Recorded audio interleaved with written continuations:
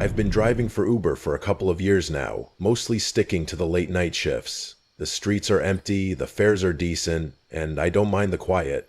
My car's an old 2012 Toyota Corolla, beat up but still kicking.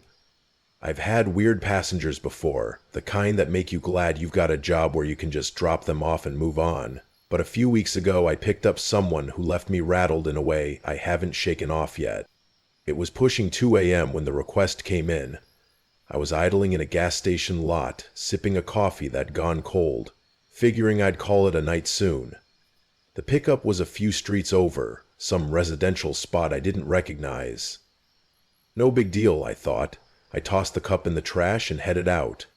The neighborhood was dead silent when I pulled up. Rows of dark houses, not a single porch light on.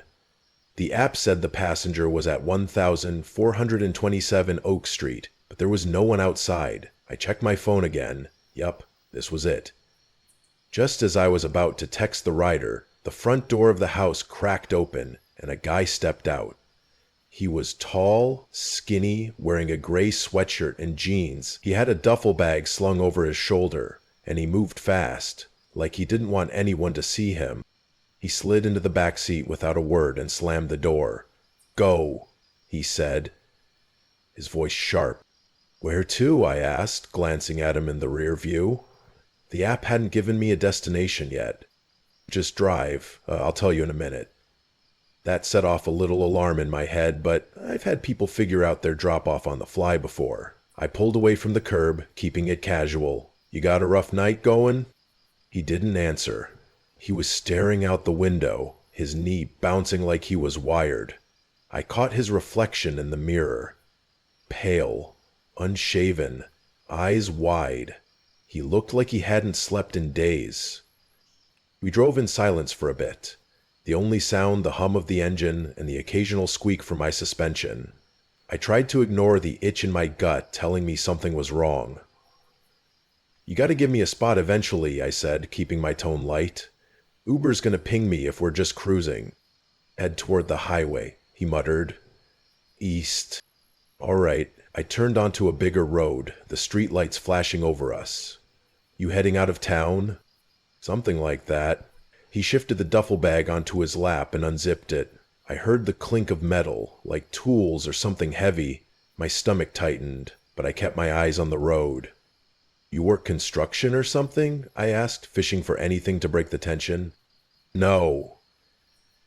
He zipped the bag back up and leaned forward, close enough I could smell the sweat on him. "You ever think about how easy it is to disappear?" I forced a laugh. "Not really. I'm just trying to make it through my shift." He didn't laugh back. "You should. People vanish all the time. No one even notices." That's when I started sweating. I gripped the wheel tighter, glancing at the GPS. We were still in city limits, but the highway was coming up fast. "Look, man, I need a real address. I can't just drive you into the sunrise." "Take the next exit," he said. "There's a truck stop. Drop me there." "Got it." I didn't like it, but at least it was a destination. The silence crept back in, heavier this time. He kept messing with the bag, running his fingers over the zipper like it was a nervous tick. Then he spoke again.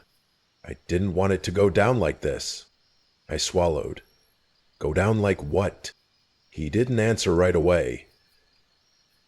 "You don't ask a lot of questions, do you?" "Only when I need to," I said, trying to sound calm.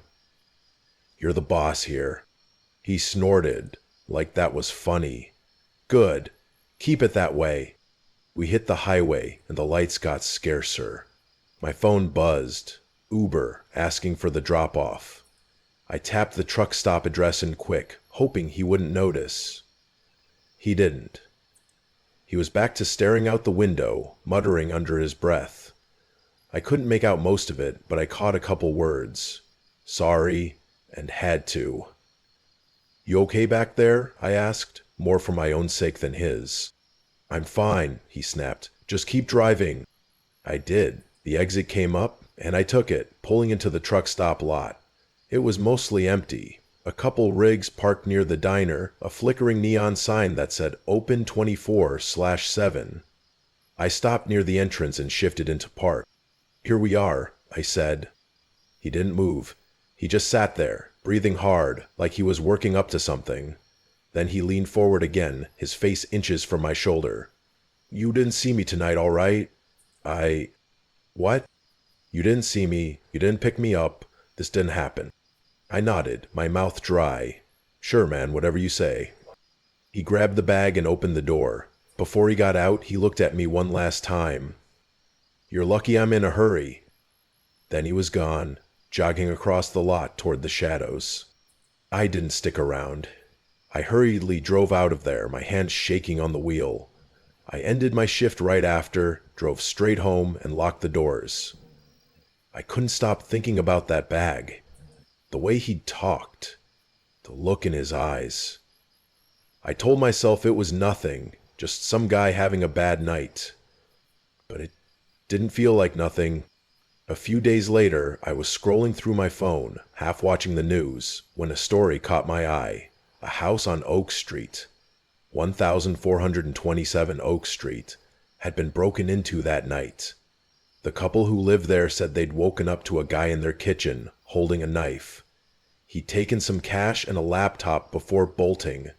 No arrests yet, but the cops were looking for a tall, skinny guy in a gray sweatshirt. Sounded familiar.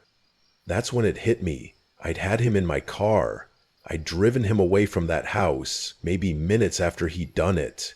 My stomach dropped. I thought about calling the cops, but what would I say? "Hey, I think I gave a burglar a ride?"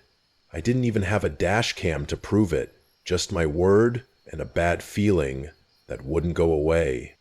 I've been more careful since then. I check the pickup spots closer now, and I've got a camera rolling every shift. You never know who's getting in your car, and I'm not taking chances anymore. That night's still with me, though. Every time I drive past Oak Street, I wonder how close I came to something worse.